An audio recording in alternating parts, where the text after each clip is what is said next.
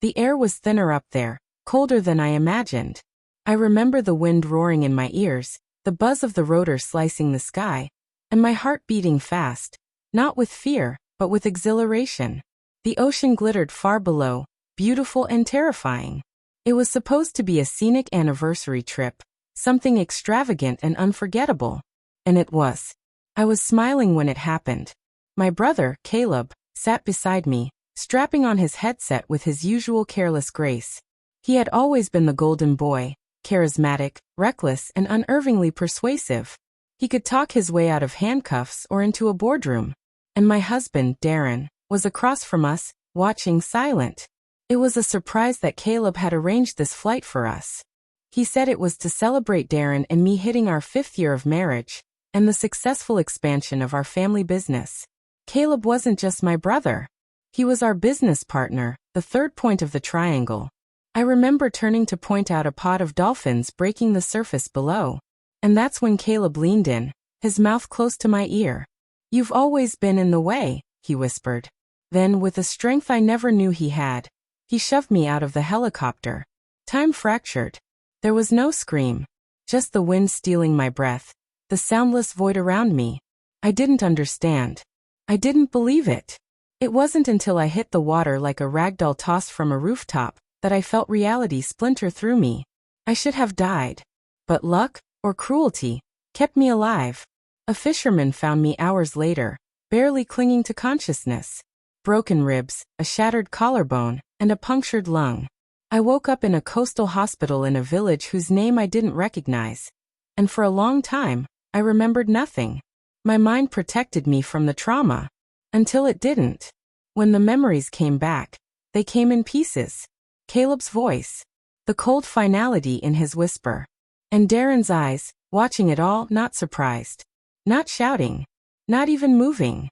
That stillness cut deeper than the fall. They planned it. My brother and my husband. The two people I trusted most. And for what? The answer came with cruel clarity. I was worth more dead. The business we built together had reached a valuation of $12 million. I was the majority shareholder, but I'd signed a life insurance policy 6 months prior, something Darren had insisted on. Just to be safe, he'd said, all reassuring smiles. $5 million. And my shares. With me gone, Caleb and Darren would own it all. And me? I'd vanish into the sea like an unfortunate accident. But I didn't vanish. The doctors called it a miracle. I called it unfinished business. It took 3 months before I could walk again. Another 2 before I was strong enough to board a plane back home. I didn't tell anyone I was coming. They thought I was dead. The world had mourned me for 6 months. The obituaries had been written. The funeral had been held. I read about it in archived local papers, saw photos of my husband's somber expression, my brother's crocodile tears. I studied them like a detective. I became one. By the time I arrived, the company was thriving. Rebranded. Restructured. Darren was CEO now. Caleb the strategic visionary. My office, my decisions, my vision, they were wiped clean. They didn't even leave my name on the founder's page. I watched them from afar for a while. I wasn't ready to confront them, not until I had proof. But they'd been smart. No emails. No texts. Just implication and silence. So I played a part. I approached Darren first. In disguise. Not physically. I looked different now, gaunt, scarred and cold, but emotionally. I played the role of the widow returned from the dead. Confused. Traumatized. Needing answers. His face drained when he saw me. He thought I was a ghost. He hugged me like a man hugging his alibi goodbye. "Where were you?" he asked, breathless. "I don't remember everything," I said softly, watching his eyes dart. It didn't take long to find the cracks. The overinsured assets. The financial transfers. A quiet meeting with an old insurance investigator friend of mine revealed the inconsistencies in their report. The storm they claimed had thrown me from the aircraft? Never happened. The pilot's statement? He disappeared 2 weeks after the accident. Vanished to South America with a briefcase full of cash. I gathered it all. Slowly, methodically. I let them think I was broken. Caleb was harder. He still smiled at me like nothing happened. Still called me sis, like he didn't try to murder me. But his eyes never met mine for more than a second. The confrontation came on a Tuesday. I walked into the boardroom where they were presenting quarterly reports. The room fell silent. Darren dropped his coffee. Caleb's face froze, just for a heartbeat.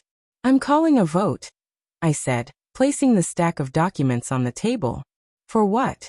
Darren asked, voice cracking. For your removal, I said. And criminal prosecution.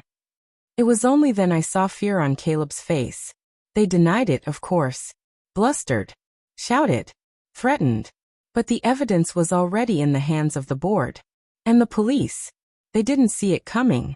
That I'd survive. That I'd return. That I'd rebuild myself not into who I was, but into someone sharper. Colder. Someone capable of vengeance not with violence, but with truth. The trial made headlines for months. 2 respected businessmen charged with conspiracy to commit murder and insurance fraud. The evidence was overwhelming. Their silence said the rest. I didn't speak at their sentencing. I didn't need to. The judge called their actions monstrous, calculated, and born of greed. They each got 25 years. Afterward, I walked alone through the company they tried to steal. I stepped into the office that used to be mine. I didn't sit. I just stood there, letting it all sink in. They took so much from me, my health, my sense of safety, my belief in love and family. But they gave me something else in return. A fire that will never go out.